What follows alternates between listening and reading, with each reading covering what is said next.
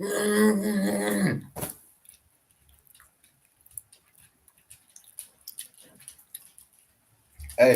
watch out. Watch out. Watch out.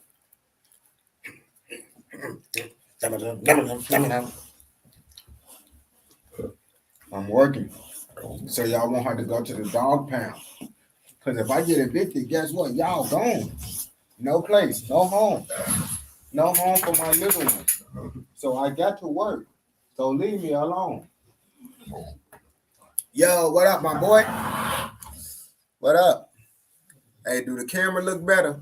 Because someone was talking about the camera and shit. So I'm like, man, I'm gonna upgrade the camera. So I upgrade the camera, man. Fat boy, I gotta make my videos, gang. If I don't, you gonna go to the dog pound, bro. Cause if I don't get a house, where you gonna go, gang? That's what I'm saying, bro. Y'all gonna be on the streets. Appreciate it. You gonna be on the streets, gang. So I'm finna make my videos, all right, buddy. Get down. Get down, gang. All right, watch out. So y'all won't don't because if y'all unplug my Ethernet cord, my whole thing gonna restart. Nah, Birdie. No, go. Hey, Luna Bud. You want words too? Okay, now go. All right, go. In the living room. Go. Hey, you see now y'all playing. Get the fuck out. Go. Both of y'all. Luna, you go. Out. Cut. Luna, follow Fat. Go with Fat. Dang, y'all ass tweaking. Man, that OTF Jam picture going around fake, by the way. Wait till everything come out when Dirk discover. I ain't gonna cap to you. Shit bad. How do I feel about dude snitching on Dirk? I feel this why I decided to not be a street dude, bro. Cause I realized lots of motherfuckers can play that street role until shit get real. And then once shit get real, that's when you see motherfuckers' true colors. And I don't got time to be risking my life. Cause when you're in the streets, you're risking your freedom. You feel me? So I don't got time to, have to wait last minute to figure out if a motherfucker really real. Cause a motherfucker gotta be up in that gym to motherfucking, see if they're a real nigga. Athena, now you gonna come up in here? No, man. Athena, you go. No, go.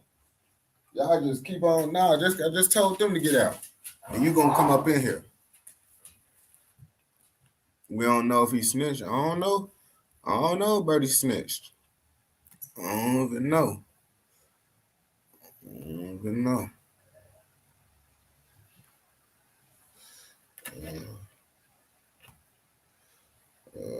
I don't know if he snitched. Yeah, I don't know what the fuck. Now let's see. The Teenager Reaper. I don't really know about folks, so I guess we're gonna react to this.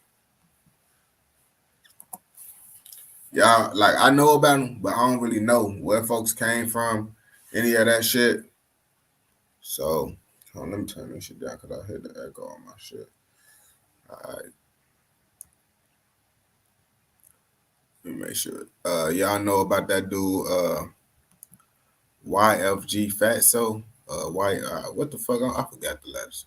YGF, FY, whatever the fuck. I ain't gonna capture you.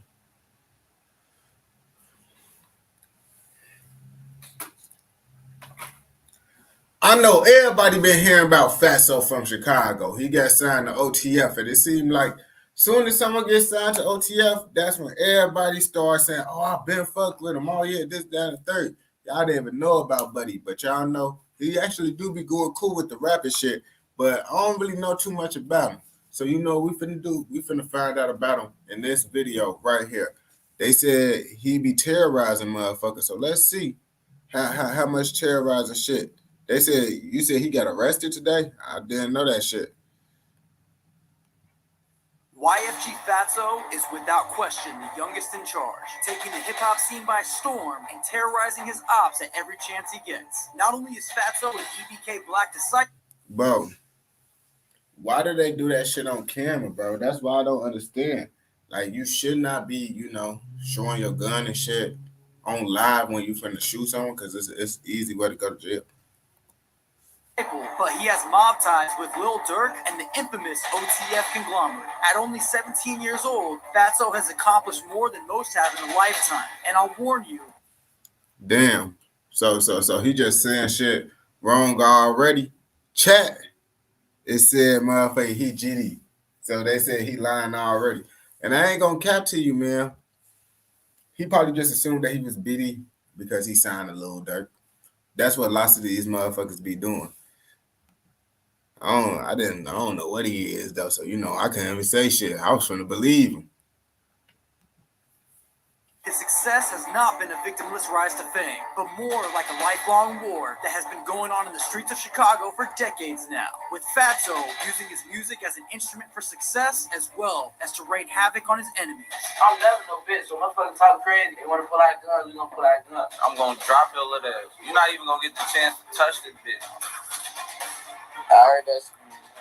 I can smoke around her as long as it's not in no cold space where she can't breathe. They like, damn, is you really up in their head? Hey, say fuck Lil Hell! Fuck Lil Hell! Yeah! Dang. And that shit a little bit crazy though. How they ass don't fuck with Bloodhound. But Chucky cool with Bloodhound. And you feel me? Because I seen Lil Jefferson one of Chucky videos and shit. I don't think he's Ronald signed to him. No, I'm talking about Chucky and them. Oh, it's Von. Oh no, Von ain't signed to him. Hell no. No, Von on 1700. He ain't signed to nobody. Fatso grew up around Chicago in an area labeled as the Low Bottoms, on Evans between 46th and 43rd, and attended Carter G. Wilson Elementary School. He has a total of 4 siblings with 3 brothers and 1 little sister, while he moved around with his mom and stepdad, and his stepdad had made a living doing construction. And Fatso, ironically, had gotten his name from being the fat kid on the block growing up, and had always been influenced by his older brother.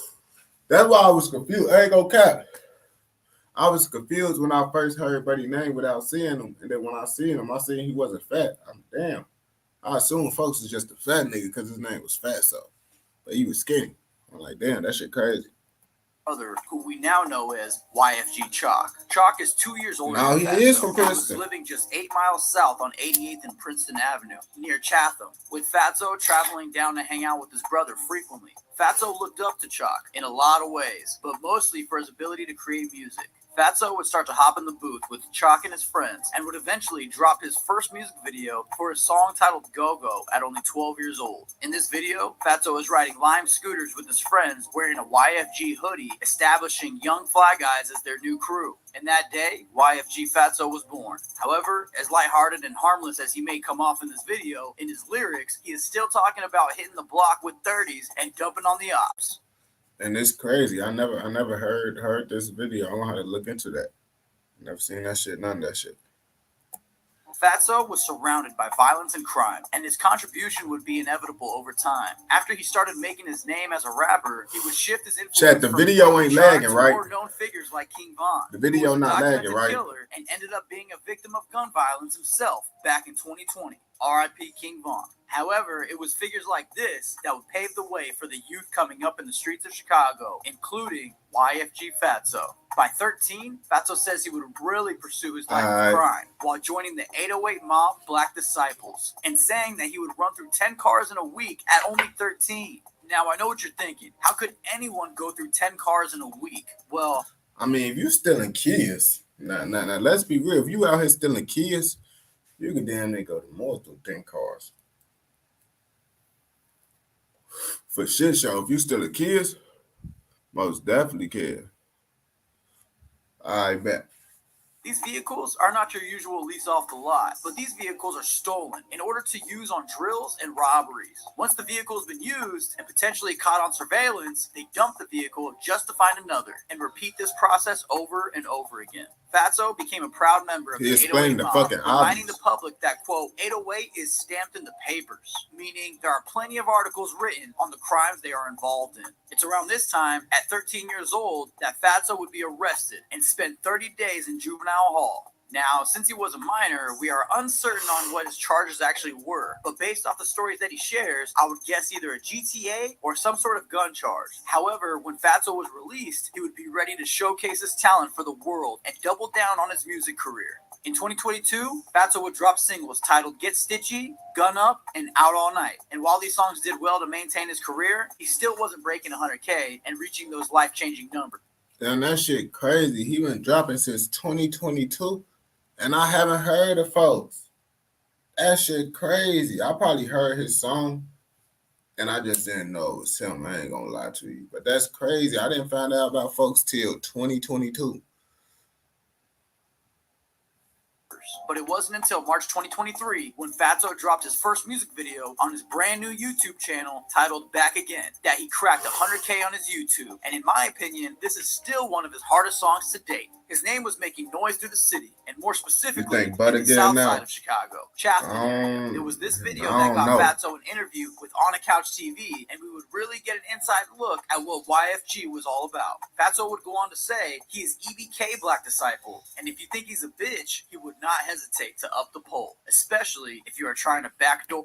Bro, he made that shit sound so fucking lame. Like, the commentator make this shit sound so lame, it's ridiculous.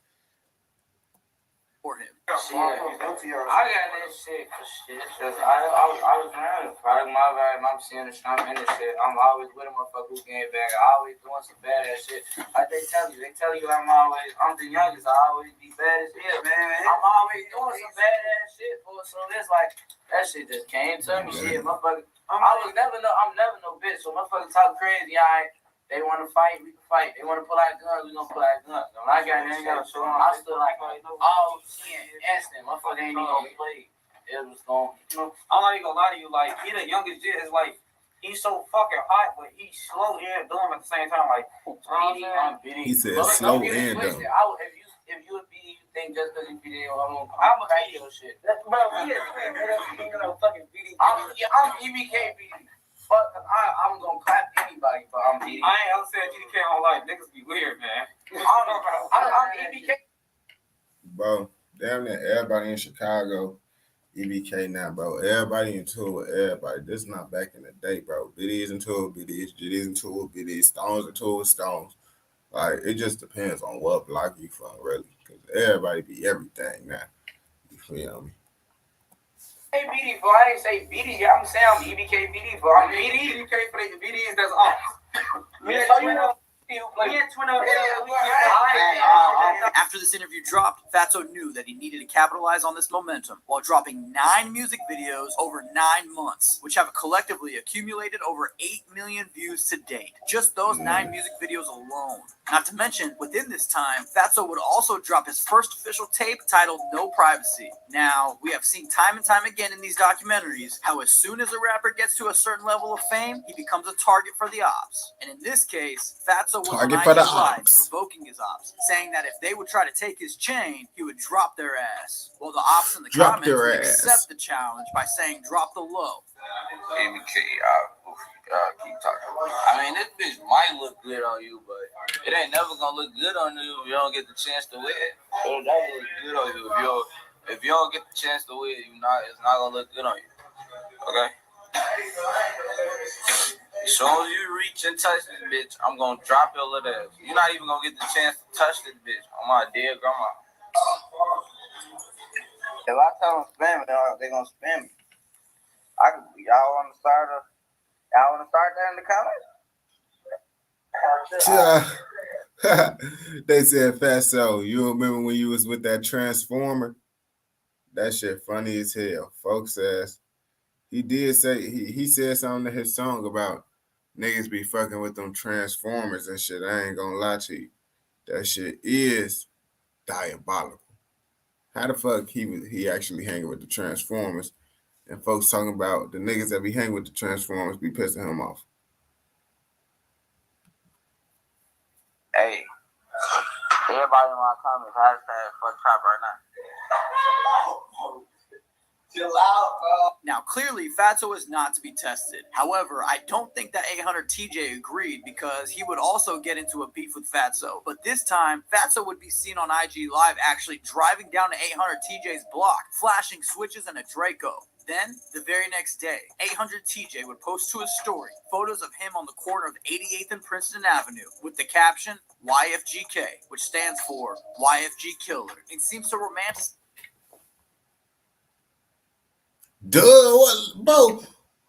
This nigga, bro, is the most lame. Like, well, come on, bro. This nigga so lame, bro. The idea of gaining a This new fatal interviewer, enemy. whoever he Thankfully, is. nothing would come from this incident because soon Fatso's life was about to change forever. Lil Durk, one of Chicago's biggest artists, won a Grammy for Best Melodic Rap Performance with his hit single All My Life featuring J. Cole at the 2024 Grammy Awards ceremony. Shortly after, Fatso would be seen counting money on his IG Live with the one and only smirk. Now, if there is one thing that Fatso knows how to do, is capitalize on his opportunities. He is one smart kid. That being said, with all this little dirt cloud around him, Fatso drops Princeton Freestyle featuring DCG, which has over 3.5 million views today. And of course, his luck wouldn't stop there. Lil Durk would then post on IG that he would officially welcome Chucky, Lil King, and Fatso to OTF, and would even go as far as to tag his jeweler to ask him for 3 big-ass chains to be made for his new signees. How come I don't never see Fatso wearing a chain, bro? I don't never see him with a chain, bro. And then he made a post saying they keep the OTF chain. I never seen Fatso with a motherfucking chain, OTF chain. Fatso was going everywhere with Durk at this point, flexing jewelry, meeting with the label, and even cruising on his private jet playing spades. And you know that Fatso would have a single locked and loaded for the streets while dropping a visual to Reap the City, which Reap the City has almost 2 million views also. This kid is a hit-making machine. But unfortunately, this force would come to a halt in March 2024 when Fatso would be arrested for a second time for an alleged shooting. However, I'm sure there are a few issues that the OTF lawyers cannot undo, because within about a week, Fatso was back on the streets again, flexing cash and posting the dead bodies of his ops from rival gangs BBC and Ducktown. I won't show these images due to how graphic this scene is, and surprisingly, Fatso would post this image to his IG story with a caption laughing at the death of these two men. Let me also remind you, this is the same day he was released for another alleged shooting. He would also be... You see, they ass be tweaking. They be thinking this shit a game. Like, bro, if you really out here doing the shit you say you doing, why is you doing this shit on the internet? Guess what? Your ass is gonna go to jail, bro. And then when you do go to jail, they're gonna use that shit because they said you really did the shit and you talking about it. Seeing on another IG Live saying he's the littest 16-year-old in Chicago while lighting up a backwood. They can't believe I'm 16. No, my believe me. His rollout would seem to work though, because in April 2024, Fatso drops 2 singles titled Racing and Who I Am, which collectively have over 2.5 million views. Not to mention, I don't think this zesty endorsement by Meek Mill in the grips of his Diddy scandal had done anything for Fatso, but it happened. Shortly after this, the infamous Bloodhound Lil Jeff would post an image of Fatso to his story with the caption, Rookie of the Year, insinuating that Fatso was a baby and does not seem to pose a threat to the Bloodhounds. After this post, Lil Scoom, a close friend to Lil Jeff, would also get involved, dropping a diss track toward Fatso, which would declare war. I ain't gonna troll that shit for kids, but I really heard they all heard Fatso a bitch. He ain't no shit, little boy, better play his part. Right back to back in them foreign cars and all these butchers start. Go ask the ops that Michael Dre 6'2" put shit in park. The next day, Fatso could be seen on IG Live, ready to slide, while his ops in the comments were suggesting that Fatso head over to the E&L store in the ops side of town, which of course, Fatso would accept this challenge. To blow some steam, Fatso would head over to the jeweler to drop some racks on more diamonds for all of his hard work he's been putting in. And I did think this clip was a little bit odd when Fatso runs to a nearby trash can because he had to throw up. When he returns, he tells his filmer that he has a condition that makes him throw up after each meal. I'm a different nigga now, folks. He playing. You finna throw up. What the fuck? I can't eat it. I don't know.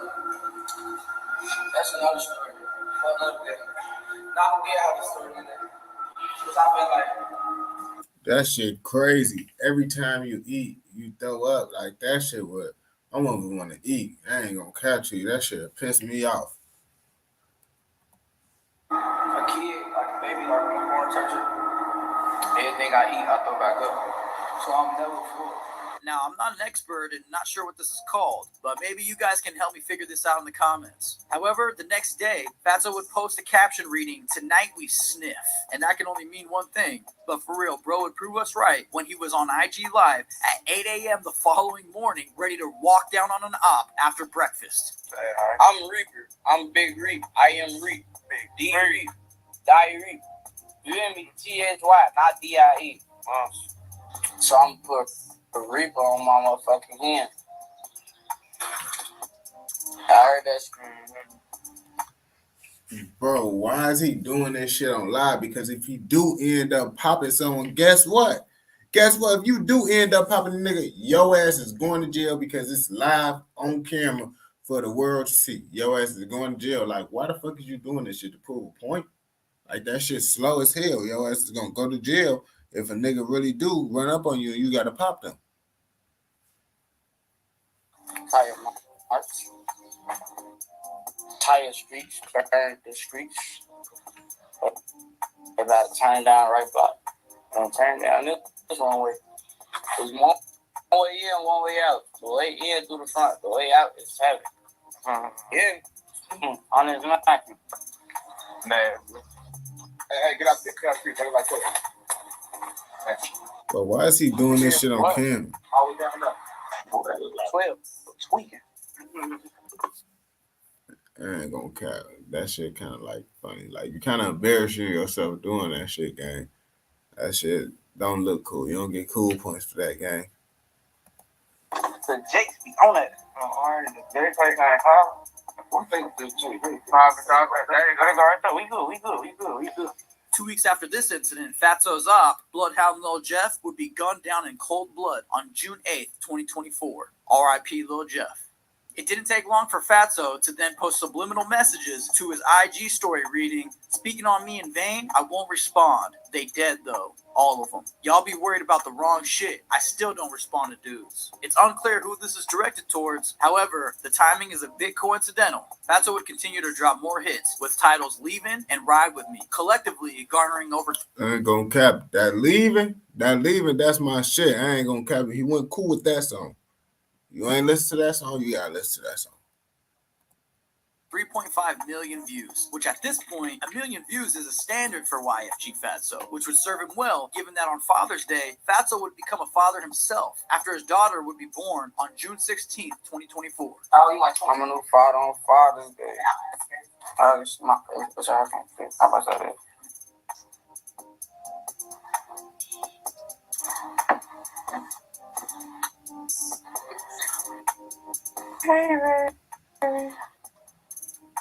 Why are you putting your dirty ass hand over her face?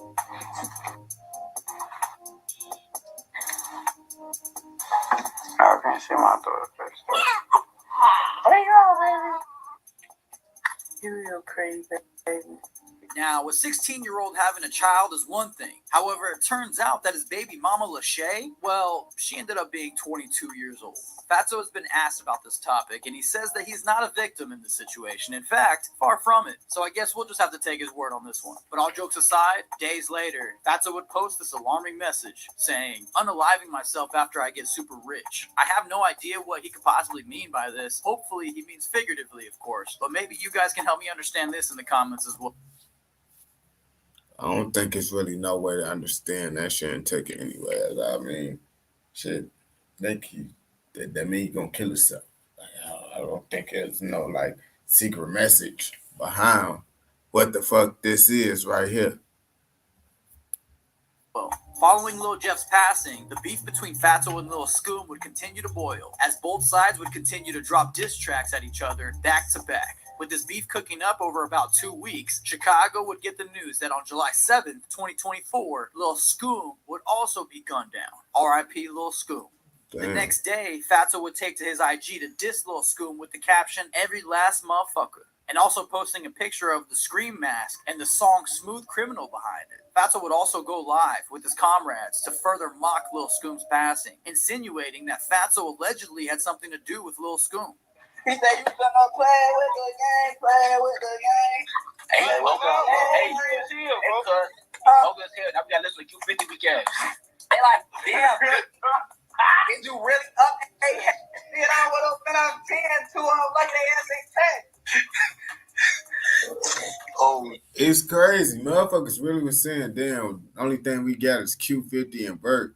And now they ass dick eating Q50 and motherfucking listening to his music and shit. I ain't gonna cap. I wasn't expecting him to go up like he did, but lots of motherfuckers be listening to Q50 and shit faithfully. That shit wild.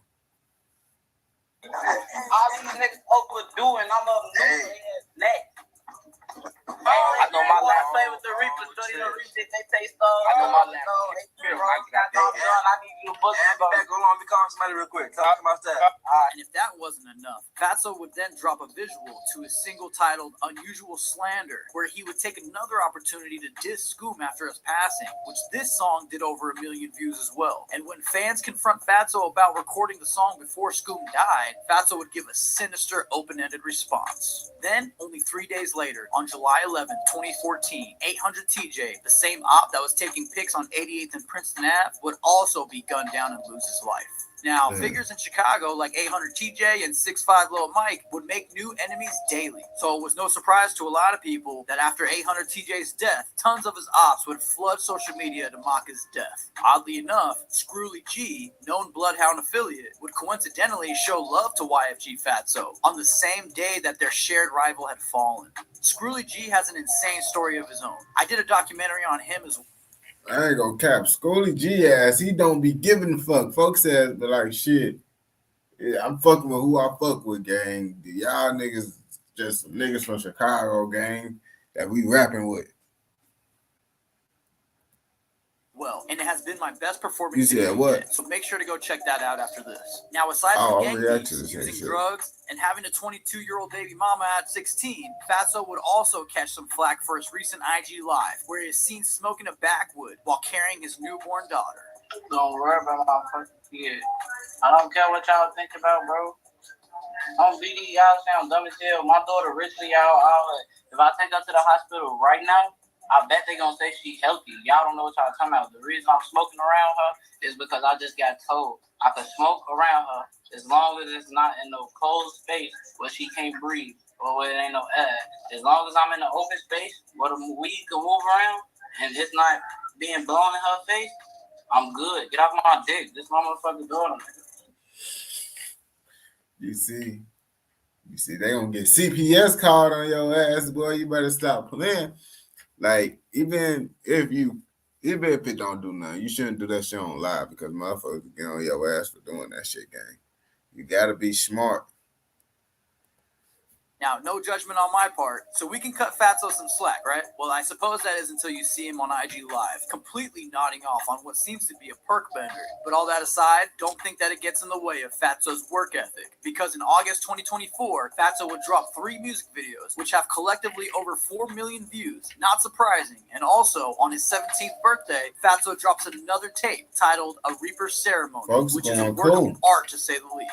The fans at this point were noticing that both Fatso's tapes had been released under Santa Ana Sony Distribution and Alamo Records, while Lil Durk's label was clearly under Interscope, which is a part of Universal Music Group. Not to mention, remember when Lil Durk had shouted out Fatso and even tagged his jeweler asking him to make chains? Well, that was even becoming an ongoing joke, since Fatso had never posted an OTF chain since. Coincidentally, the day after fans had been vocal about their suspicions, Lil Durk would post to his IG story with Fatso's song Bougie Hoes playing in the back. Durk's always had his finger on the pulse of the streets, no matter what, so this doesn't surprise me. Though in August, Fatso was doing nothing but dropping new music and focusing on his career. But come September, he would be back on his bullshit, dissing the ops on IG Live at what looks like to be a music video shoot, where Fatso would have an old man diss the Bloodhounds. Get in there, Hulk! Get in there, Hulk! Hey, say fuck Bloodhound!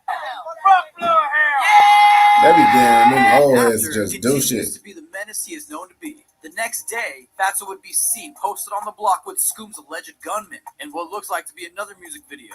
Fatso would then also double down, dropping a snippet of another Bloodhound diss track using the drunk old man dissing Bloodhounds as the intro, and the same day dropping a visual to his single Princeton Prayer, which has plenty of indirect references to his biggest ops, the Bloodhounds. And to confirm this, Fatso would jump on IG Live to let the fans know that the reason he wasn't dissing Jeff when he was alive was because he had his phone number. So that means he would reach out to him directly, as opposed to posting on IG. But ironically, Fatso can be seen the same day chilling in an SUV listening to Screwly G, who literally has songs with Q50 as we speak. I don't know, man. This gets confusing, even for me sometimes. Thankfully, to clear the air with the fans, Fatso would sit down and do an I mean, niggas don't give a fuck, bro. Niggas be listening to music. I can guarantee niggas over from O Block be listening to YoungBoy. You just don't see their ass listening to YoungBoy. Niggas don't give a fuck, bro. They ass be listening to music. Dirk might be. I don't know. depth interview with FYBJ Maine, and we really get to know Fatso from a different perspective. They cover topics like the Bloodhound beef, seeing Lil Scoom while he was in jail, and Lil Durk not giving him an OTF chain. This was a solid interview. And shout out to J Maine with the whoops. He's killing it right now. But anyways, Fatso has recently dropped a single titled Young Sinners Having Fun, and I think that describes Fatso perfectly and the life that he's been living. Because I'll tell you this, throughout all the bullshit he's endured, he's still so young and has his entire life ahead of him. No, that shit was a decent little video, man. Y'all fuck with that type. Y'all fuck with those type of videos, man, because we can react to some more of those bitches, man. But Fatso, he going up for sure. I ain't gonna cap to you. I fuck with Fatso more than Chucky Music, but Chucky Music starting to grow on me and shit. But I don't even know if Fatso even still signed to Durk, because he never got a chain. And I think Chucky ass got like 2 OTF chains, but shit, I don't know, man. If you stay through and watch this whole video, I know you're going to fuck with another motherfucking video, so go watch another motherfucking video. Don't forget to like, comment, subscribe, and turn on post notifications so you never miss out on any content like this, man. I'm finna go get some fruit snacks and go pee. Okay.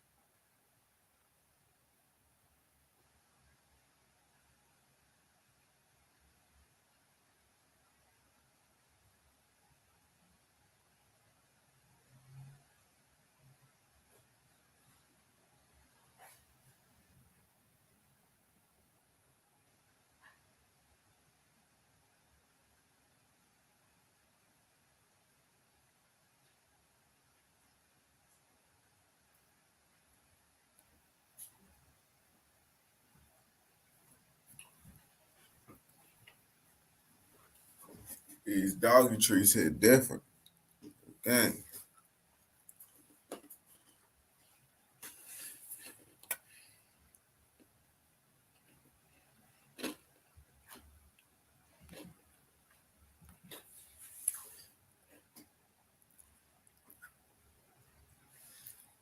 Okay.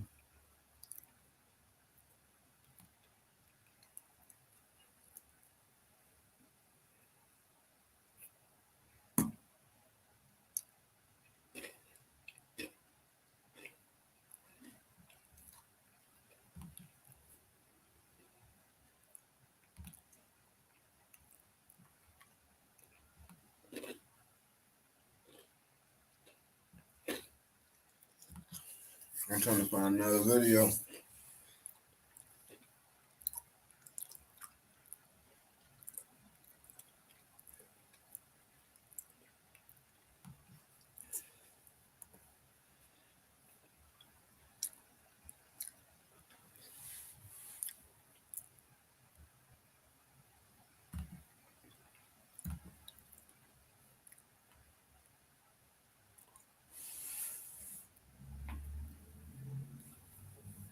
I got my light on.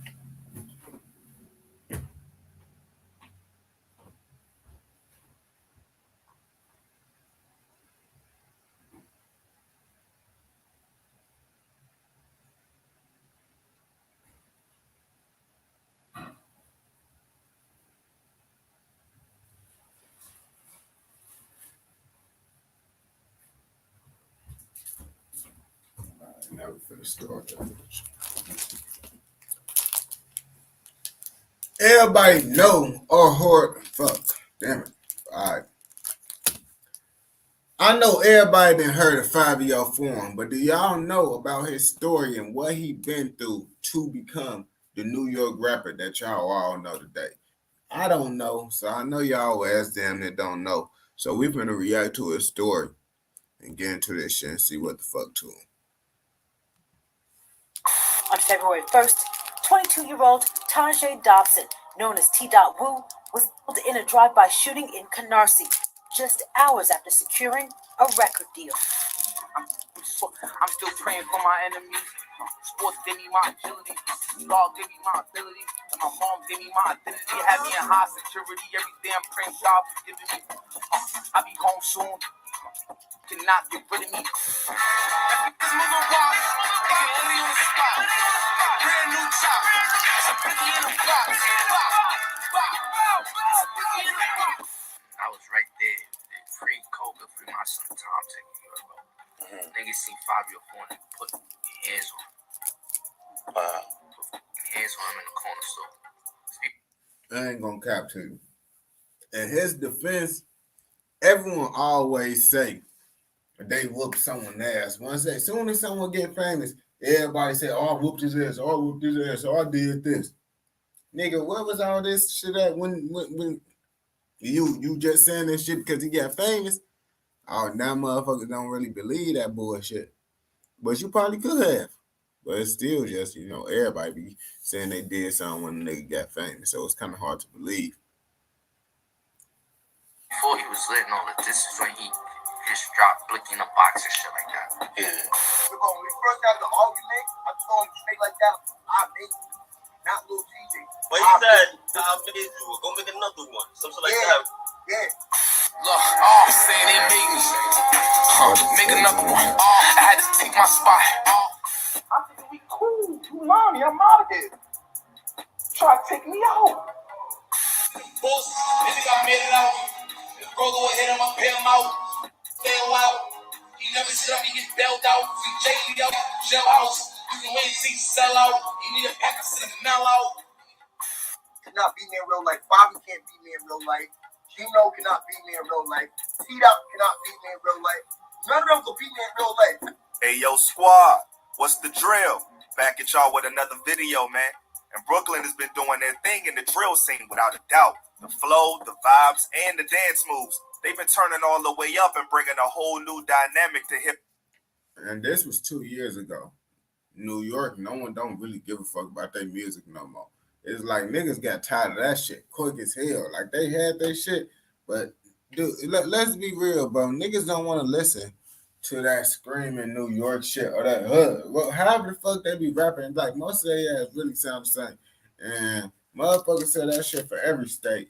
But New York, they sound the same. Just niggas don't want to hear all the time. You feel me? Others sound the same to be better than some sound the same. You feel me? And New York sound the same, but that shit get annoying.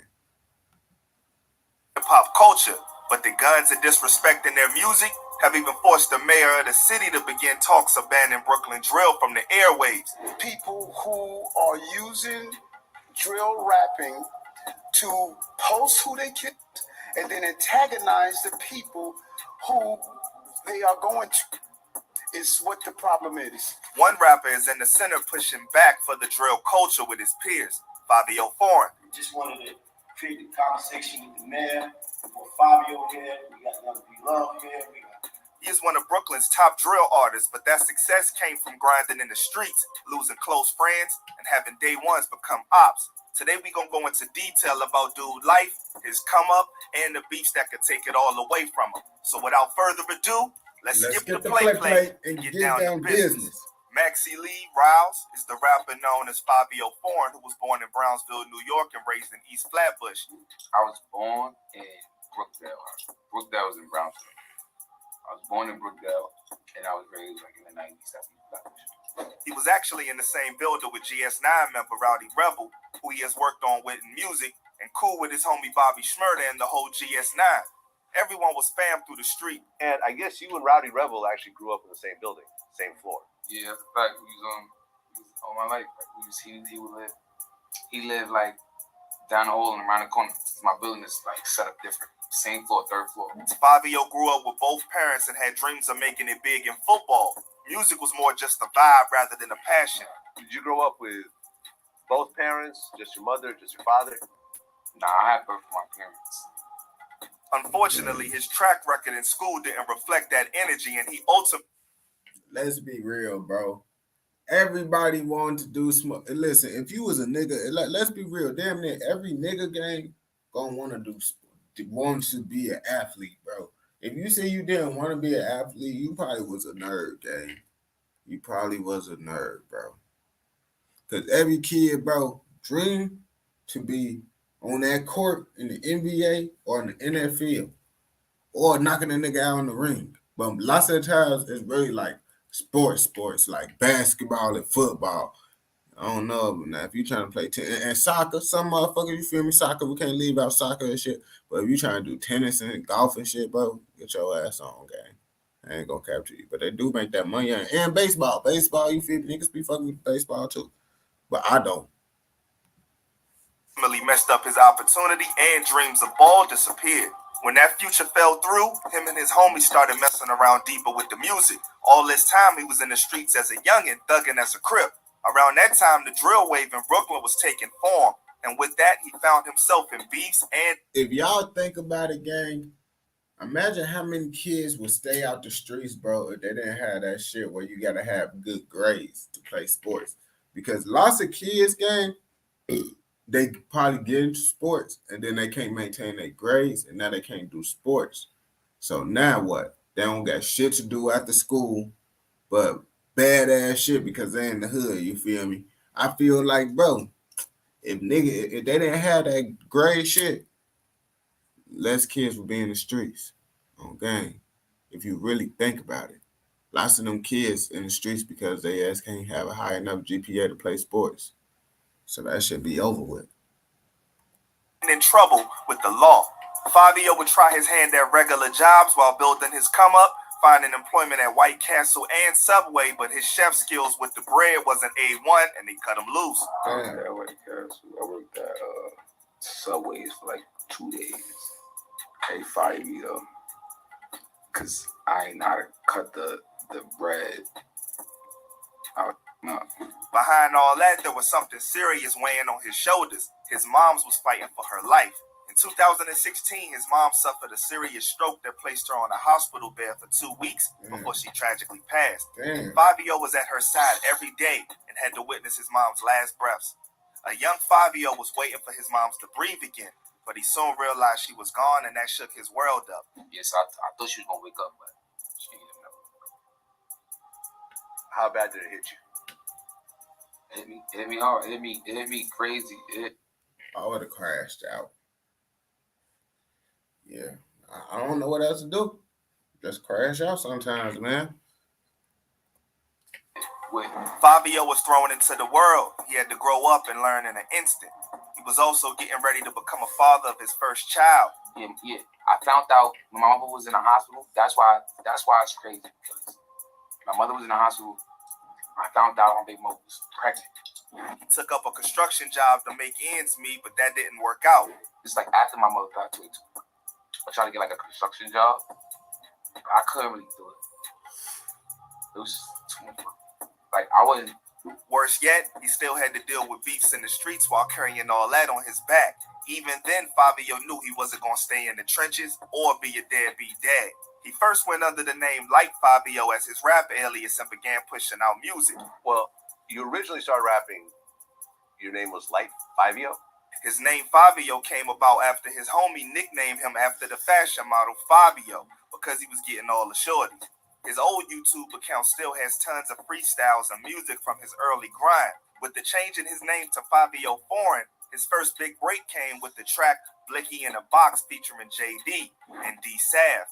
And that was actually a diss with huge repercussions for Fabio according to his ops. The song went crazy in the streets, catching the attention of former Bad Boy protege. I ain't gonna capture you, it's fucked up, but if you really want to get attention, bro, that's how you really get attention. By motherfucking dissing niggas and shit.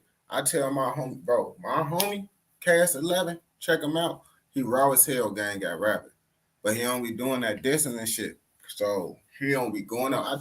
I be making jokes all the time, like, nigga, you get you a little hood, get some niggas with some switches and some niggas with some mat, bro, your music going up, bro. You raw as hell.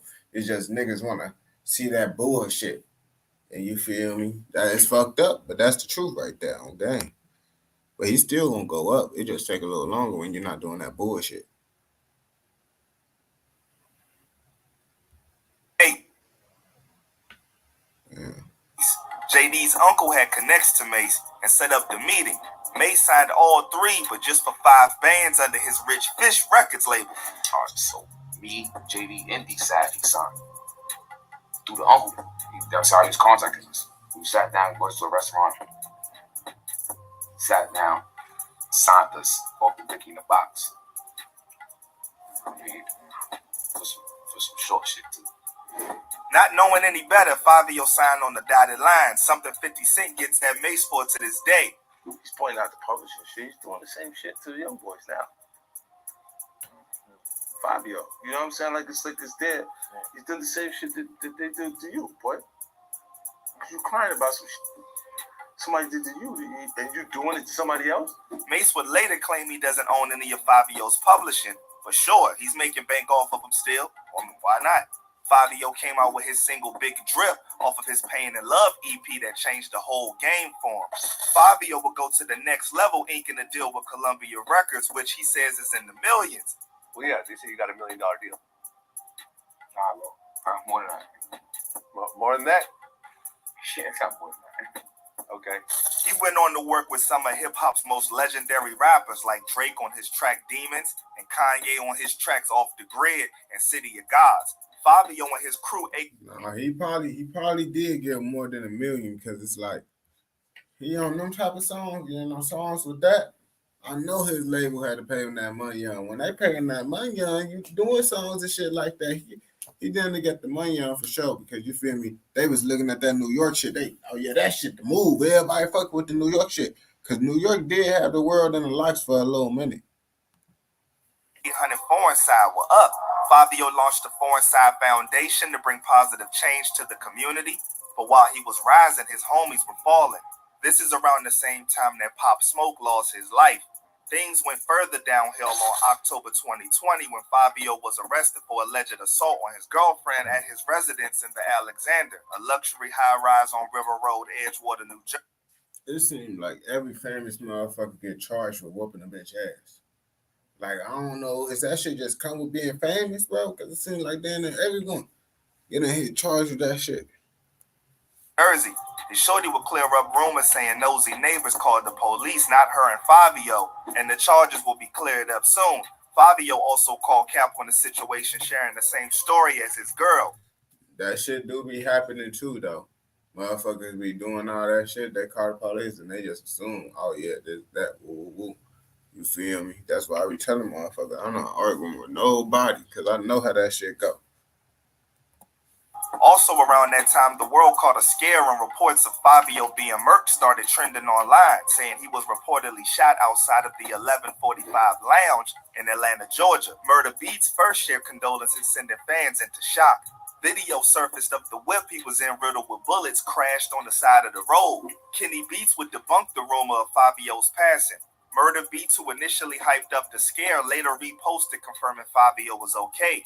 Fabio also hopped online clearing up the rumors, and the short fans he made it out okay.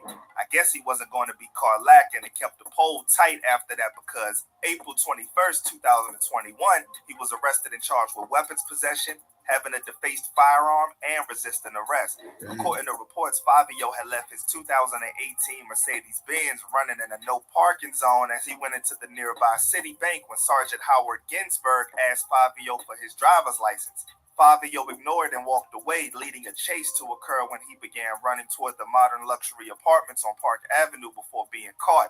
A loaded .25 caliber handgun fell from Fabio's waistband, and cops noticed the serial number on the gun had reportedly been scrubbed off. Fabio was at the top of the Brooklyn drill game, yet still fall into the street mentality. He would link up in the O with O Block. Bro, you see, that's that nigga shit, bro. If he would have just parked in a normal park, been smooth, that shit wouldn't have happened. But niggas let that money get to them, that fame, all that shit, they think they could do whatever they want. That could have been an easy way to avoid getting locked up, bro. You really set yourself up with that one. Legend King Von, R.I.P. Get to the O. King Von, so what's up now? Fuck around. That's what we going. Keeping up that energy was sure to come with beefs, and that's exactly where things went. Fabio had a small fallout with French Montana because he wasn't with French using Brooklyn drill artist Mr. Swipey for clout to eat off the culture instead of putting bro on. The song he was referring to was That's a Fact, where he had Mr. Swipey spinning like a top.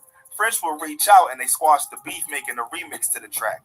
One beef was squashed, but two others nearly cost him big time. Remember that track from earlier on, Blicky in a Box? It was actually a diss track to Brooklyn Ops, Blicky Gang. According to Nas Blicky, Fabio was allegedly caught and given a hell of a beatdown for disrespecting the gang. Niggas see Fabio going and put hands on him. Hands on him in the corner. Fabio wasn't one to be bullied and rep GDK and his Crip affiliation in songs.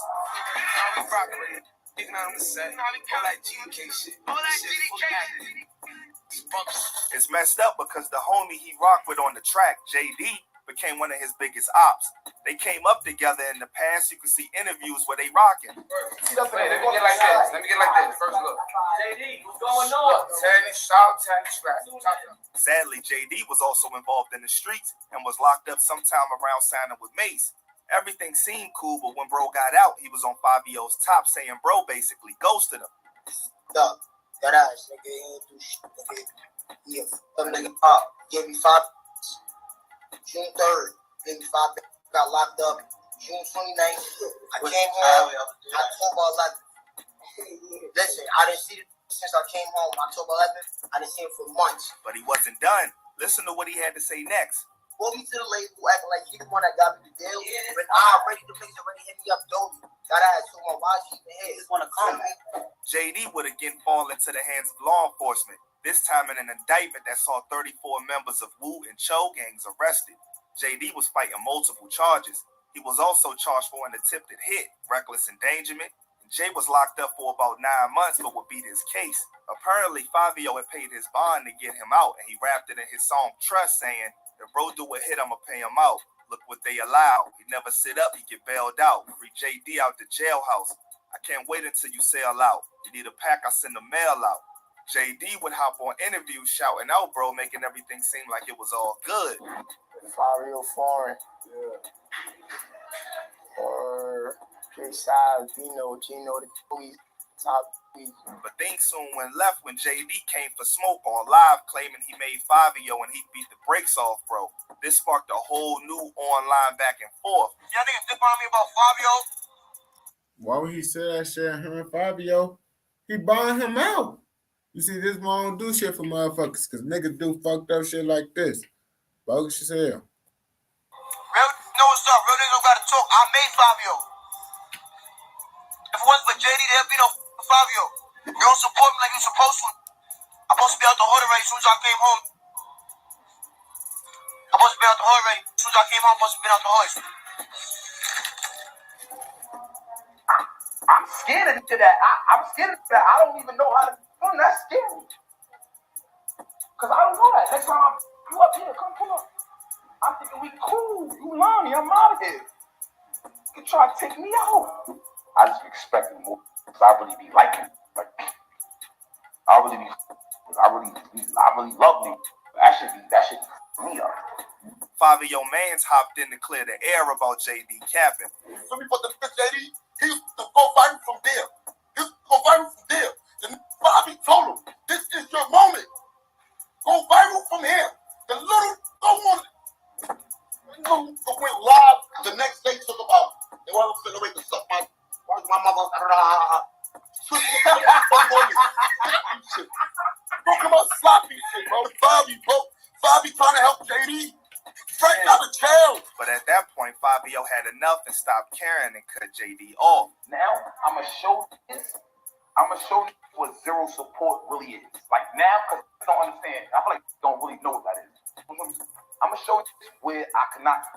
You see, niggas don't be understanding. Niggas be expecting all this shit because niggas be doing shit and now they are expecting all this other shit. It's like niggas don't gotta do shit for your ass. You feel me? Really not care about like you. He dropped the track Self-Made, throwing shots at JD. Look, saying they made me. Make another one. I had to take my spot. And I take another one. JD shot back with the track Subliminals going all the way in on Fabio. And I'll make another one. Hear that last line, Pete Gutter, the reason I'm Crip? He deliberately said that because he was once blood, then began claiming Crip, and many said it was because of Fabio. JD is making it clear Fabio had nothing to do with his cripping and continues to this day to show love to Pete Gutter, who's been in the pen. Fabio was cool with both, so it's unsure how Pete Gutter feels about all this. But just when things looked like they were simmering down, Fabio past best friend, Drizzy Giuliano, echoed similar thoughts about Fabio saying he blew up and stopped answering his phone and acting like a sucker when he got the fame. Cause Bobby, you sucker shit, and I tell him about himself all the time, yo. Who is Tita? Who's Sosa? Yo, dude, I know you from Getty High. I know your mom. We've been together before you got your clout and blew up. We was friends. You stopped answering my phone. I'm seeing around Casamado and all these dudes, too. Fabio never responded, but maybe because he had larger issues to deal with. In February 2022, he lost his close friend and brother T. Wu to the streets just hours after signing a record deal to $1 Million Music. That loss weighed heavy on Fabio. It made a big impact on Fabio and his energy. Today is less on beefing, but more on uplifting the youth through drill and helping the city understand what the culture is really about. Brooklyn has huge potential for those youth to secure the bag and improve their community and opportunities, only if the beef could just end. Time will tell, but rest in peace to all that lost their lives, and I hope everybody's life take a turn for the positive, man. No, Fabio Foreign, he had a crazy ass story, man. I ain't gonna lie to you. Crazy ass story, man. He been through it, man, for sure. Shit, you know how that shit be, man. You gotta go through the storm to see the rainbow. What are you talking about, man? Get the gold and shit. If you don't fuck with this video, I know you're gonna fuck with another motherfucking video. But if you watch this video all the way through, I know you fuck with this video. Don't forget to like, comment, subscribe, turn on post notifications so you never miss out. Go.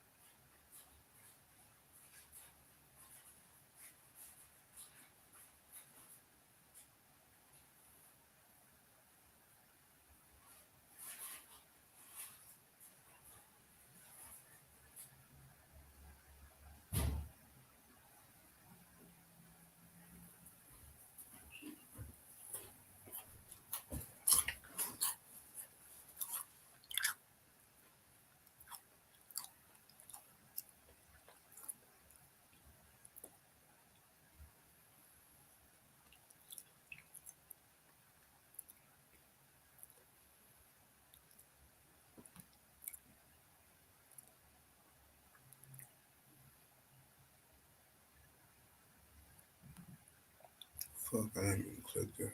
Lil Durk is in some serious trouble. After legal issues.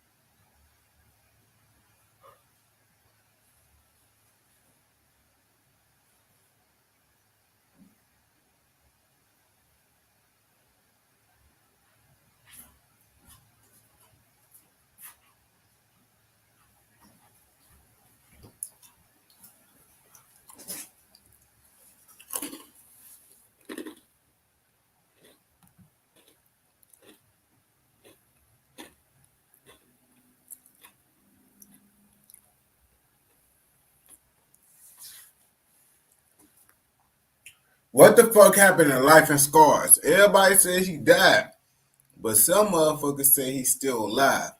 And today we finna watch some videos about him being alive. You feel me? Now, I don't really got too much to say about this shit, but to get into it. All right, so about a few months ago, I made a video on the unhinged community of Life and Scars. Basically, I called him weird for all the stuff that he says about women and stuff in his videos that I obviously don't agree with. People in his comments, I'm thinking his weirdo fans, basically said that, I was soft and he's playing a character and whatever. And basically, I said in the video, bro, it should be no reason why you putting your hands on a woman. I don't care in any situation. Just like remove yourself from the situation and just go about your life, because it's nothing worth losing your freedom for, especially women. Like, no disrespect. Like, I feel like some women be like tripping. I ain't gonna lie. So just dip out, man. Like, just you don't gotta take this shit too serious. You feel what I'm saying? Just leave. You feel what I'm saying? But I know niggas is like in certain situations they can't just dip out. But at the same time, do anything you can to remove yourself from the situation and de-escalate the situation. And that's basically what I said. And people call me weird for that, right? Man, he not wrong, bro. Like, it's no reason why you should hit a woman. Like, women, they be tweaking, they be emotional, man.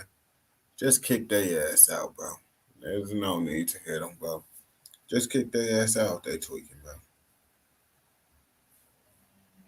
And it's funny how the tables turned a little bit, because as recent as about a couple weeks ago, or I think last week at this point, Life and Scars apparently passed away. And people sent me DMs and people asked me my opinion on it. I didn't really say anything.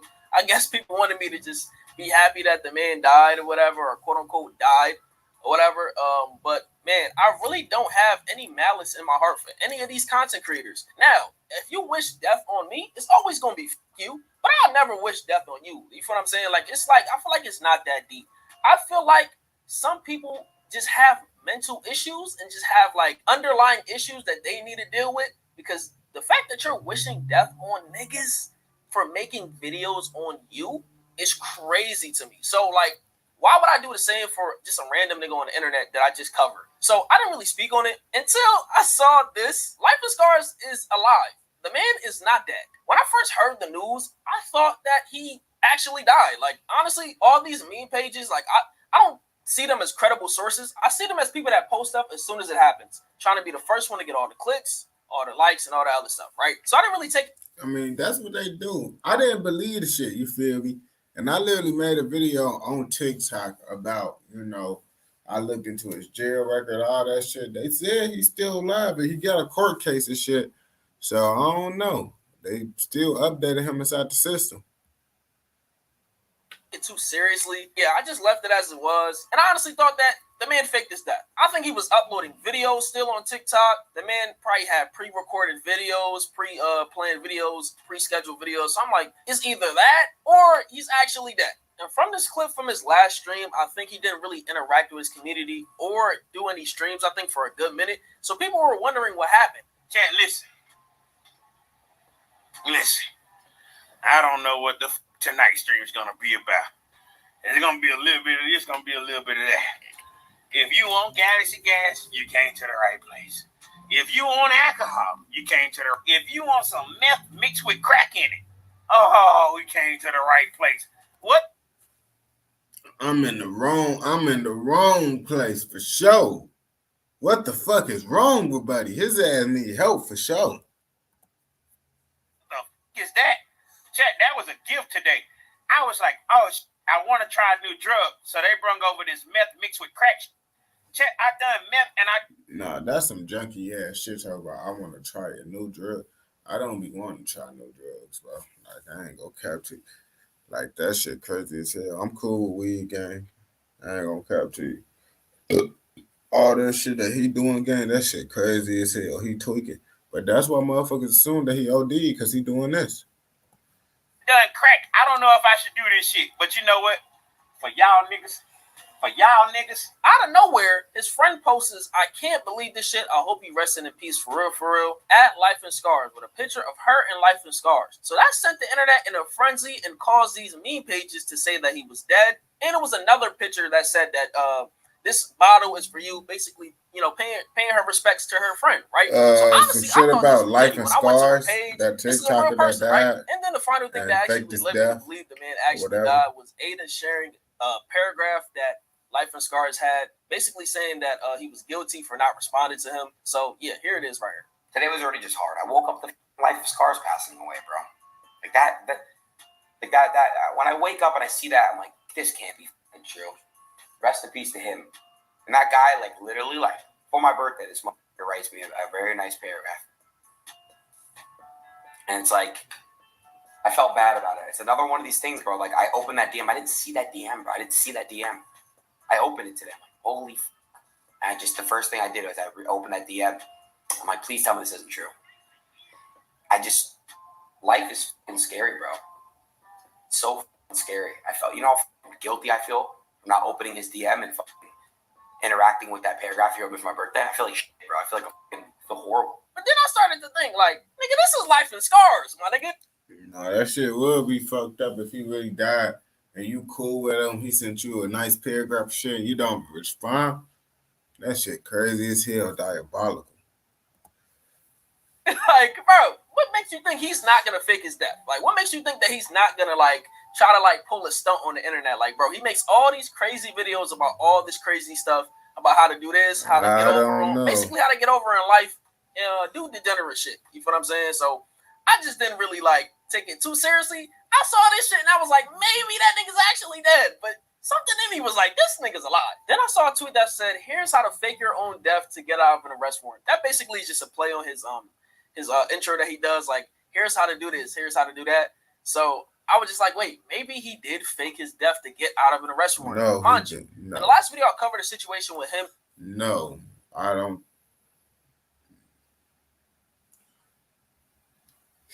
You really believe that this man could get away with faking his death to avoid arrest warrant? You think that's what he really did?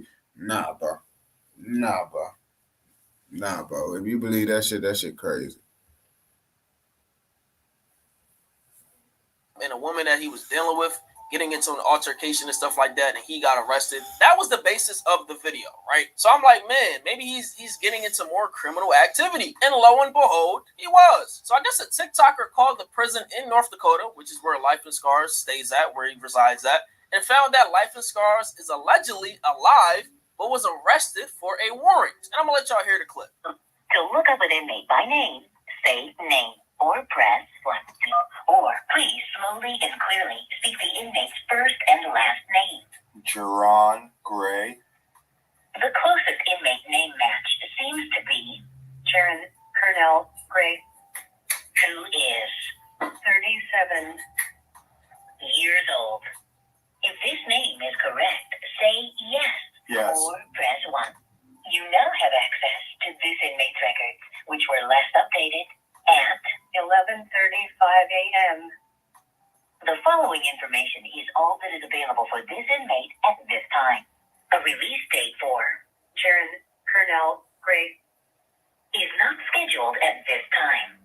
For charge and bond information for this inmate, say charges or press first. Charge. Violation of an order prohibiting contact law. The bond amount is $2,000. This is a 10% bond. 10% of the bond must be posted before an inmate will be released. There are no more charges for Sharon. So the next thing I saw a few days ago was him responding to creators in his own Discord. And I think apparently this was a fake Discord account and somebody changed his account name or whatever to make it seem like he's actually Life and Scars. But this was not Life and Scars. Then under the same tweet, I saw somebody say that he had an arraignment in court today. The nigga is not dead. And as you can see, basically it says that he has an arraignment in court, right? And has his name, which is Jerron Cornell Gray. And I think a lot of people that had screenshots of criminal record or whatever, basically, his name is Jerron Cornell Gray. And it says the state of North Dakota versus Jerron. And it says that his charge is violating an order of prohibiting contact. So I guess he probably tried to contact or try to get into contact with somebody that he wasn't meant to. Maybe God.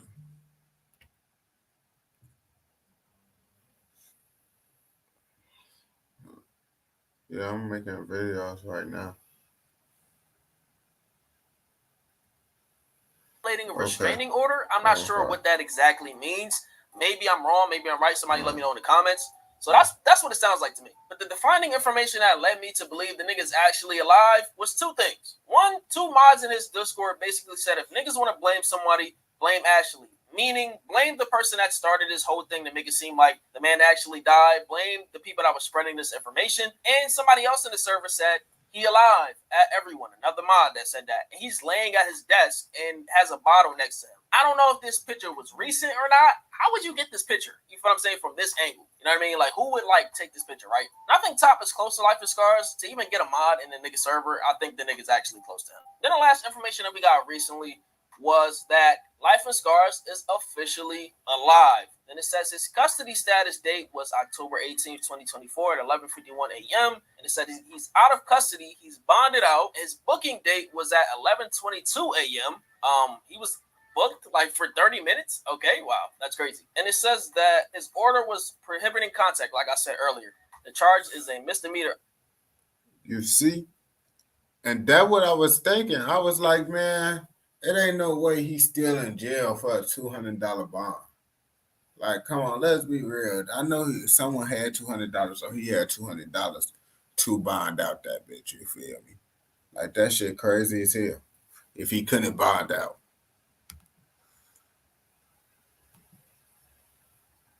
Oh, his bail was only $200. People said the man actually faked his death like Neon, man. Like, bro, I don't think this is on the level of Neon. Neon had 4 videos, had Illuminati reacted to him, bro. It was a crazy situation. That's the reason I found out about Neon in the first place. But that's besides the point. Y'all gotta just, like, stop, like, believing everything you see on the internet, man. Just wait for stuff to come out. And that's why I made this video so late, bro, because I need to wait to see everything come out. And by the way, all the people that's talking about my gameplay in the background, bro, we could play one-on-one. You feel what I'm saying? And let's see if I'm that bad at the game. But that's all I got. So, is he alive? I still, like, he ever made a video since he got out of jail? He haven't made a video since he got out of jail. So, I don't know, man. I don't know. Have he went live? Have he said anything about this shit? Basically, all this information he said, I said in my motherfucking video. The video I made on this motherfucker, like, literally, like damn near a week ago now. I said all this information. So it's like,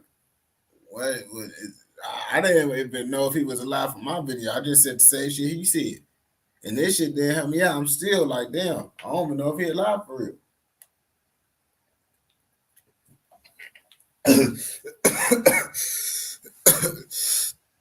Oh, shit. Damn, that shit fucked me up, gang. That shit fucked me up, man. Don't forget to like, comment, subscribe, and turn on post notifications so you never miss out on any content like this. Go.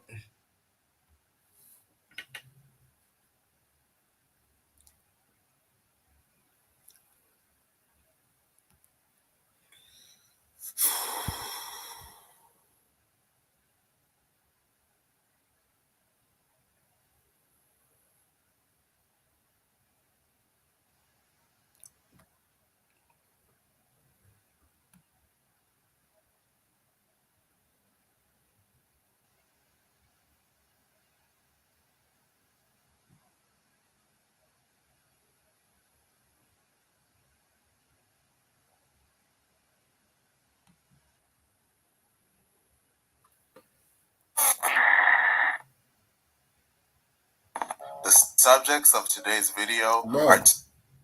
Yeah, that's what I'm saying, bro. Goof ass computer.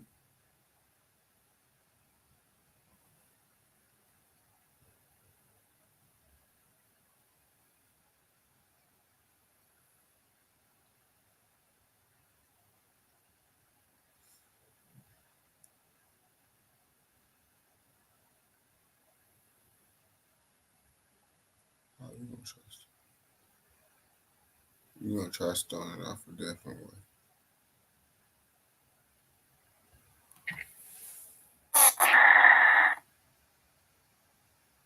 The The subjects of today's video are two demons that worked with the Mexican cartel to receive and distribute cocaine within the city of St. Louis. One of them was the kingpin calling all of the shots, and the other, the trigger man, that would take someone's life with no hesitation or second thought. The two... As y'all could see, what the fuck we getting into. I don't know what the fuck this video about for real, man. I just let y'all see it so y'all can know what the fuck is going on. And I just want to see, just let y'all get a little bit of what the fuck going on before we get into the video, man. So now y'all see what the fuck going on to the video. I just had to stop that shit and let y'all know. Were involved in a drug ring responsible for the deaths of 17 different people. The subjects of today's video are none other than Adrian A.D. Lemons and Anthony T.T. Jordan, and today we're going to be telling their story. But before we get into the video, please be sure to like and subscribe. T.T. Jordan in particular was a real menace to society. He took pictures of his dead victims and struck a corpse in a funeral home. He also tried to threaten or harm witnesses and tried to threaten and bribe U.S. Marshals. Why would you do that type of shit, gang? You just don't give a fuck. You want to go to jail. He want to go to jail. That's why I say niggas just don't. Niggas do this shit. They want to go to jail, bro. Services or jail personnel. A.D. Lemons and T.T. Jordan both resided in St. Louis, Missouri. If you know anything about St. Louis, you know that it's one of the most violent and deadliest cities in America. In fact, Forbes ranks St. Louis as the most dangerous city in America. People like A.D. Lemons and T.T. Jordan are a big reason why. A.D. Lemons was the kingpin and the brains behind the operation. From 2012 to 2016, Lemons worked with representatives of the Mexican cartel to receive and distribute vast kilogram quantities. You see, I ain't gonna cap to you. I'm not gonna cap to you. I'm not doing no business with the cartel. I don't want to do no business with them because it's like them niggas is tweakers. They are certified tweakers. No business with the cartel I will be doing because it's like, gang, you fuck up, be off by $1. Chop, chop, chop, chop. They chopping you up, gang. I'm not trying to get the fuck out of here, gang. I ain't doing no business with no cartel, motherfuckers. I don't care how good of a deal it is. Of cocaine within the city of St. Look at these niggas. Lemons also supplied large quantities of cocaine with these to niggas? large-scale, mid-level, and street-level drug dealers who also sold cocaine and crack within the St. Louis area and beyond. The Mexican cartel coordinated routine bulk shipments of cocaine from Reynosa, Mexico, through the Rio Grande Valley, and then to the St. Louis, Missouri area. The cocaine shipments were transported via truck, and in turn, bulk quantities of United States currency were shipped back through the southern United States to Mexico as payment for the cocaine. The feds would go on to seize over 64 kilograms of cocaine and over $1.3 million from Lemons and his associates. You see, I would never want to serve cocaine just because it's like I feel like anybody that sell cocaine, bro, the feds just automatically getting on your ass, bro. I just feel like cocaine is just one of them drugs, bro. Like you on some serious shit if you selling cocaine. Like I don't know why that just seemed like a serious ass drug to sell. I ain't gonna cap to you, and I don't want to serve no serious ass drugs. I mean, I don't serve no drugs at all, so I wouldn't do that shit anyway. T.T. Jordan is currently being charged with 9 different murders. On April 20th, 2008, his killing spree would officially begin. On that day, 3 men were found shot to death around 2:45 a.m. inside a car in the 3800 block of Harris Avenue in North St. Louis. The victims were identified as Lenny Jackson Jr., age 46, Al Walters, age 33, and Keith Burks, age 31. When investigators arrived, the car was still running and the driver's foot was on the brake. The vehicle was covered with bullet holes and the police picked up a number of shell casings in the alley. Several neighbors around the area said they heard at least 9 gunshots around 1:30 a.m. T.T. Jordan is believed to have killed all 3 people sitting in that vehicle because he thought that Al Walters was cooperating with the police. Rather than making sure he only took out Al, he decided to shoot up the vehicle without a care of who else may have been in the car with him. Damn. So this nigga not giving, but this is why I ain't gonna cap to you. Don't hang around no one that's involved in the street. If you hang around people that's involved in the streets, just accept that you might get killed over their actions, bro. I don't be like, damn, like, oh shit. Like, come on, you can't be around it. Now, if you hit an innocent motherfuckers that don't got shit to do with the streets, no connection with the streets at all, but if you see someone sitting in the car associating with a motherfucker that's really in the streets, bro, I mean, that's what come with that shit, gang. And the motherfuckers who really in the streets shouldn't even want you to be around that shit if they really care about you. You feel me? But it is what it is. It ain't what it ain't.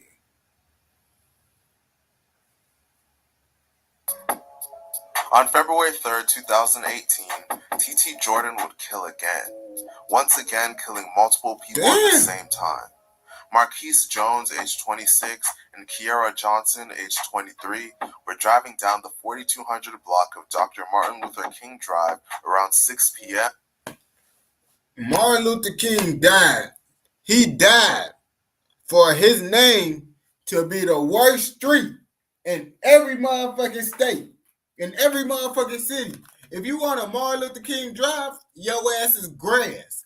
I'm not gonna cap to you. MLK passed away for his street to be the worst area in the city, in every city. That shit is crazy as hell. I just don't comprehend that shit, bro. You on MLK Street? Get the fuck on. When they pulled over to await some friends following them in another vehicle. The pit stop would prove to be a deadly decision.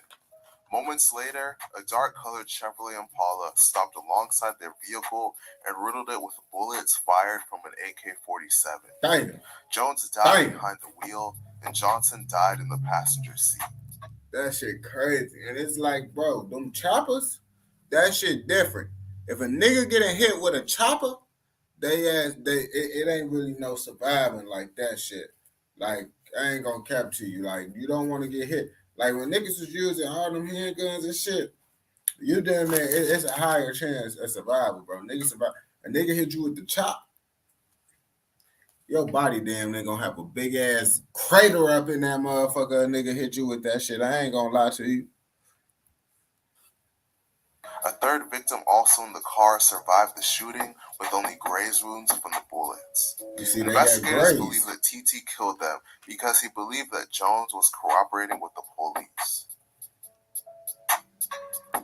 You see, man? You see? Now, this nigga right here, he's a fucking... Something wrong with him. Hey, I think he got a mental problem. Folks gotta have a mental problem or some shit, bro, for him to be doing this shit like this, gang. This nigga can't be living like this, but you know he is, but he crazy. And it's like, bro, niggas like this only got one option, bro. But you see y'all niggas that's trying to be street. Hold on, let's make the camera big. For y'all niggas that want to be street. For y'all niggas that want to be street and shit, gangbanging and shit, you better not snitch. Because niggas like him, he's gonna kill you. Yeah. So that's what's gonna happen to your ass if you wanna lollygag around and act like you really in the streets. This nigga is gonna come for you. He is the snitch killer. Look, literally, we're gonna make the title Snitch Killer because this is what he is at this point.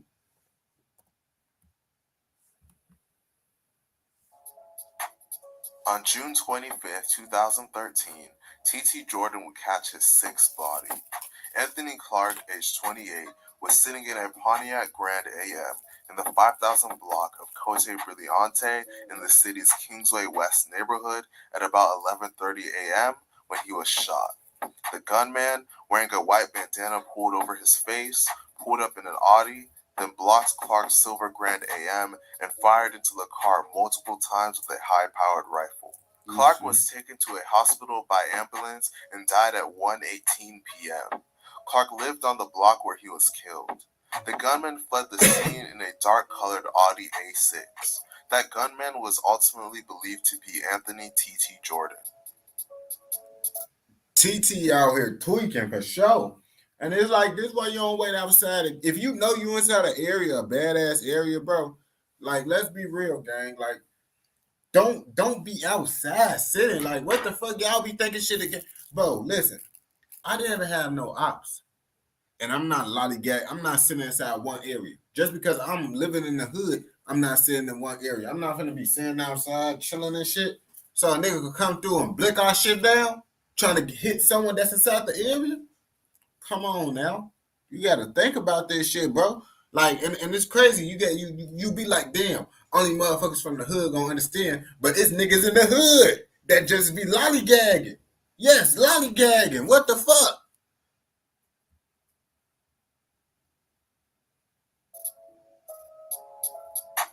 On December 5th, 2013, both TT Folks is gonna do that shit again. He don't give no cares. Look at that fuck. He don't care. He's gonna do that shit again for sure. Jordan and A.D. Lemons would both be involved in a murder. On that day, 40-year-old Byron Ertz was shot in the head and chest at North Grand after 1 p.m. and was pronounced dead at the scene. Damn. In the superseding indictment, both T.T. Jordan and A.D. Lemons and 2 others were charged with his murder. Damn. What the fuck? What she do? After being directly involved in 8 different murders, T.T. Jordan's killing spree still wouldn't come to an end. On December 29th, 2013, he would kill 2 more people, including an innocent woman caught in the crossfire. You see, I can't respect. Now, that's that goofy shit. That's that goofy shit right there that I be talking about. Now, listen, you hear them motherfuckers that's hanging with them niggas, okay. I don't think you should do that shit. You should only hit people that you beefing with. But if they hanging with them, motherfucker, that's what come with it. They damn nigga, you feel me? That sometimes that's what come with it. You hang with them, you die with them. But now you hitting innocent motherfuckers that's not trying to be inside your little street fantasy. Like, that's that goofy shit right there. Now, like, come on, bro. Because if that was your mama, your grandma, how you gonna feel, gang? You would be like, bro, that's some goofy ass shit. Learn how to aim. Like, come on, bro. Y'all niggas be trying to, like, that shit be blowing the fuck out of me. That's some goofy activity right there for sure. On that day, shots rang out as 51-year-old Clara Walker and 2 of her sons, Terrell Williams, age 17, and Carlos Walker, age 23, were watching TV. Carlos Walker thought the shots might have been on TV, but his mother ran to a front bedroom window to look outside. Carlos Walker said in an interview that he was just in a room joking with her, and she ran to look out the window and got hit. No. What the fuck? You see? But my grandma always told me, like, this when I was, like, little. She always tell me, never go to the windows when they shooting. Like, that's something that my grandma always told me. And on New Year's, and like 4th of July, we was never allowed to be by the windows at all. Because my grandma be like, that's when them straight bullets hit you. Woo, this, that, and the third. So always stay away from the windows and shit. Like, that's some shit that we had to grow up and we had to follow that shit to the T. Because it's like, nigga, you real life gonna die standing by them windows. Like, you feel me? You can ask my granny, bro. This is what she was teaching us. But when we came out the room, when we just came home, she told us, bro, don't be out those windows, bro, or your ass gonna die. St. Louis police say she was hit by a stray bullet from a shooting in front of her apartment in the 4000 block of Peck Street near Fairground Park at about 1:40 p.m. Police responded to the block and found Robert Parker, age 32, lying outside a car and suffering from several gunshot wounds. Damn. Parker had been outside a sports utility vehicle when shots were fired from a car that had pulled up next to him. Both Robert Parker and Clara Walker would tragically pass away. The indictment claims that T.T. Jordan fatally shot Robert Parker and Clara Walker in furtherance of a drug trafficking crime ring. The most tragic thing about it was not only was Clara Walker an innocent bystander, she was also a mother of 9 children and grandmother to 8 children. Damn. On January 21st, 2014, Michael Gridiron and another person were sitting in a vehicle near the 3000 block of Roll-Up Place when they heard gunfire erupt. They got out of the car and tried to get away, but Michael was chased and it's that street, Roll Up Street. I'm not cooling on no street called Roll Up Street. Nah, man, I'm not saying on no street called Roll Up Street, especially in the hood. Nah, man. Nah, that shit don't even sound like it's safe. gunned down. He was shot in the torso, abdomen, and legs, and police found him lying dead on the sidewalk. Tragically, he was pronounced dead at the scene at just 26 years old. Damn. Witnesses state that they saw someone with a gun get in a black sedan and drive away. The indictment states that T.T. Jordan killed him in furtherance of his drug trafficking ring. Damn, this nigga still sliding? The final murder that T.T. Jordan would commit before getting locked up would be the murder of Donta Jones. On November 28, 2014, Donta Jones and two others were sitting in a car on the 900 block of Harlan Avenue at about 9:30 p.m. when gunfire erupted. Jones was shot dead in the car. The man and woman in the car with him survived the shooting but suffered injuries. The man had been shot in the arm, and the woman had been shot several times in the upper body, including the chest and arm. The victims drove themselves to the 6100 block of North Broadway, where officers found them. T.T. Jordan has been charged with this murder, and investigators believe that he did it in furtherance of his drug trafficking ring. Ultimately, A.D. Lemons pled guilty to a cocaine distribution conspiracy charge in May of 2019 and admitted involvement in a drug ring that brought at least 150 kilograms of cocaine from Mexico between 2012 and 2016. He was sentenced to 20 years in prison. T.T. Jordan is still fighting his case, but prosecutors are pushing hard for him to be given the death penalty. Oh yeah, if he get out, whoo, I hope y'all not a witness. If you was a witness in his shit, yeah, he get it. You see what he did to every person that he thought was a snitch. He get out of jail, y'all better hope he don't get out of jail, y'all ass snitching, because he gonna put BTA, belt to ass for sure. If you fuck with this video, I know you're gonna fuck with this video, so don't forget to like, comment, subscribe, turn on post notifications so you never miss out on any content like this. We're gonna do one more video, then I gotta hurry up and get on to my other content, man, because I'm behind right now. But shit, I'm gonna do one more video, and then we're gonna hop back on this shit a little later. Hey, a little later. Hey, we finna do one more though. Let me find something real fast.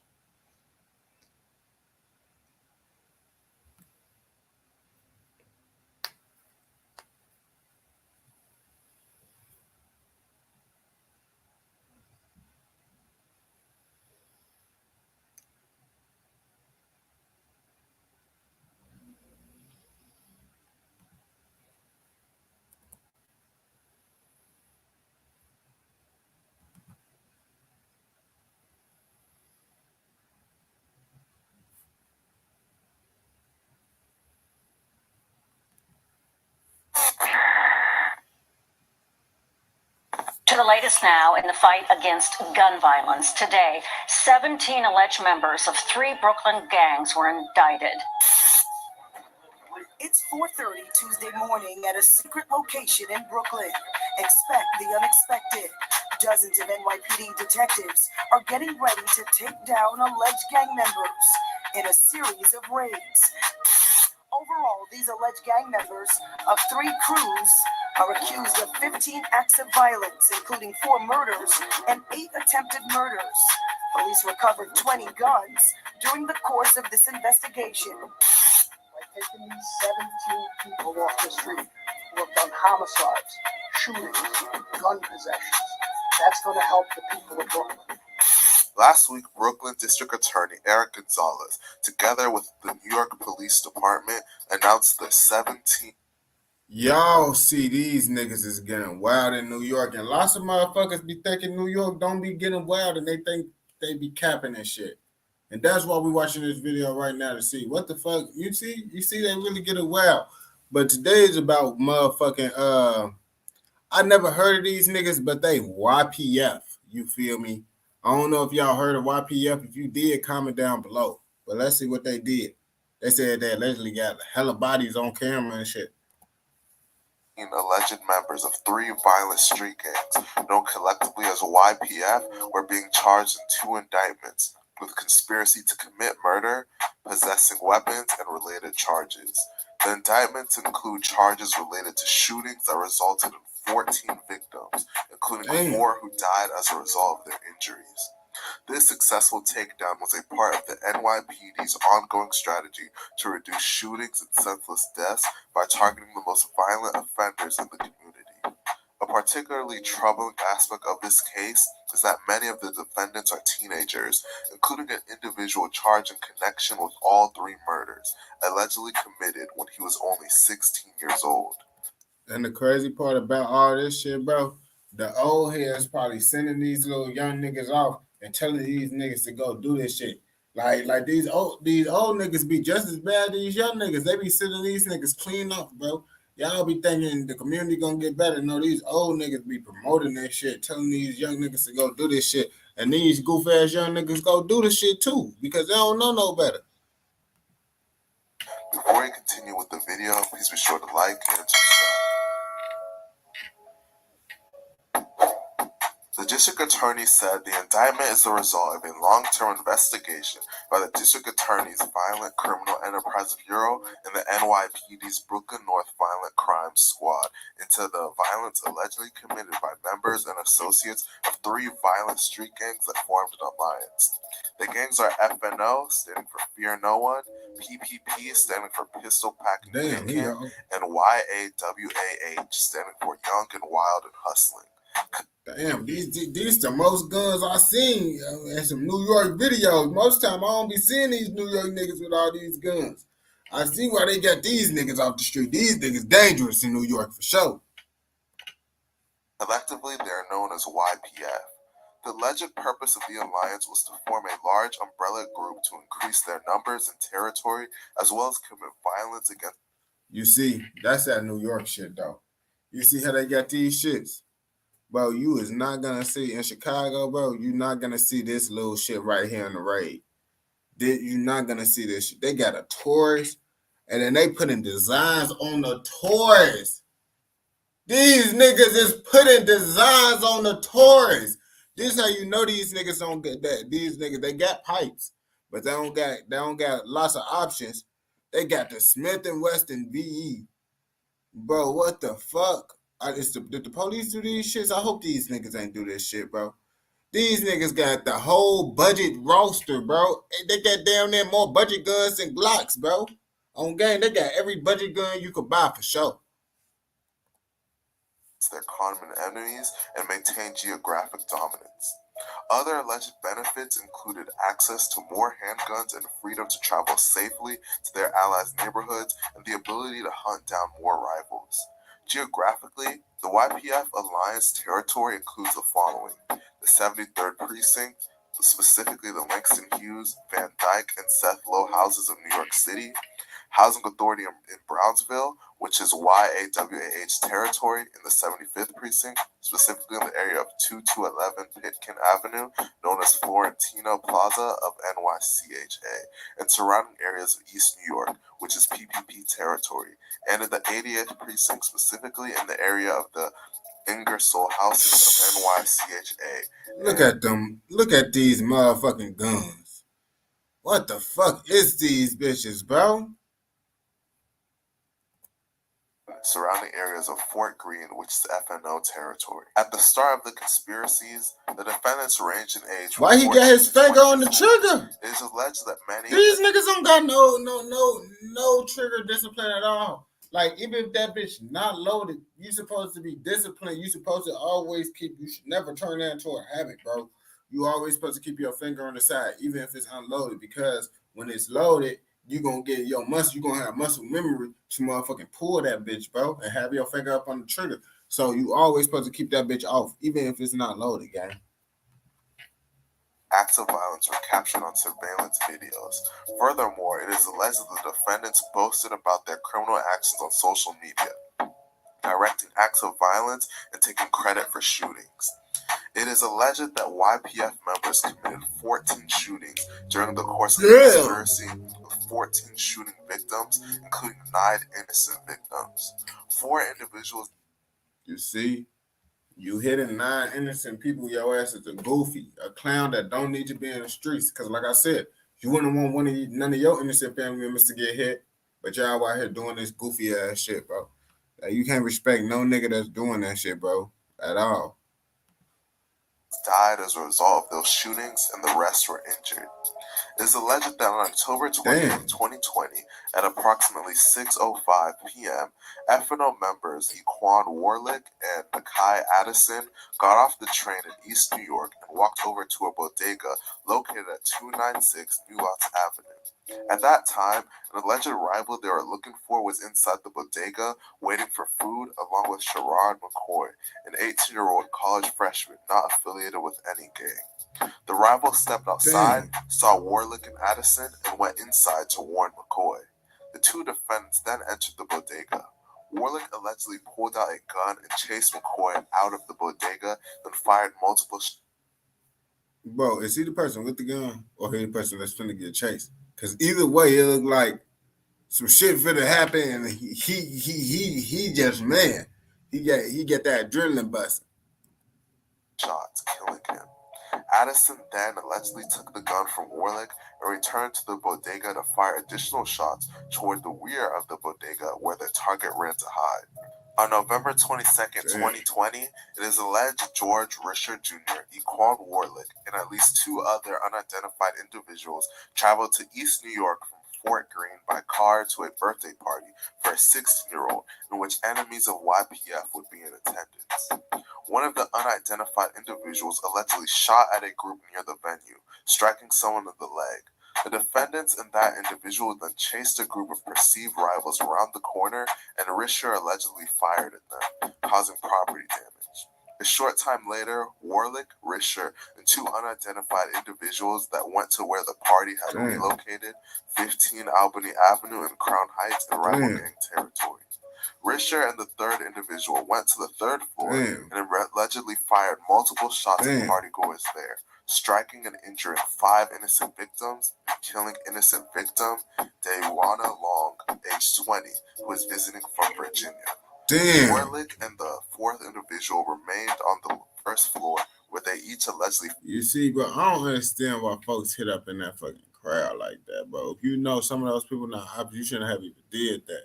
You should have walked up on them close and did what you had to do. Shooting into the crowd, that shit, really bitch shit, really. I ain't gonna catch you. Walk the nigga down, bro. Fired shots towards the group located there, striking and injuring 2 individuals who were in an elevator on the 1st floor.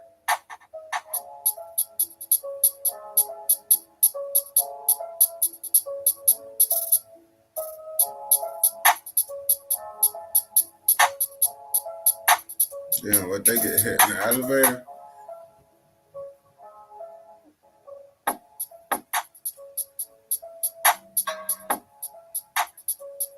Oh, shit. Why he trying to go into the elevator? Oh, that's who he's trying to get. Damn. He hit him for sure. He was trying to hit him. Why he run out? Did he have a pipe? On September 21st, 2021, at approximately 3:05 p.m., it is alleged that several FNO members entered the Metrotech Mall in downtown Brooklyn. Giovanni Bennett allegedly fired multiple shots at a former FNO member who now belongs to a rival gang, Berg Fam. An innocent New York University student was shot in the arm. It's crazy how a group of teenagers were terrorizing New York City and had the entire New York Police Department on their tails. Let me know what you guys think of this situation in the comment section. Please be sure to. Nah, them little niggas wild. I didn't know them New York niggas existed. Them niggas tweaking for sure, man. If you fuck this video, I know you're gonna fuck with other motherfucking videos. Don't forget to like, comment, subscribe, turn on post notifications so you never miss out on any content like this, man. These New York niggas, they had lots of guns for sure. Lots of guns. them bitches was, you know, some of them bitches was budget-friendly guns that wasn't like Chicago wouldn't have had some of those guns for sure, but they still got them for sure. A gun gonna do what it gotta do for sure. You feel me? At the end of the day, they had them bitches, man. But I'm finna hop off this bitch. I gotta make these other videos, man, and I'm finna hop back on this shit later. Y'all be smooth.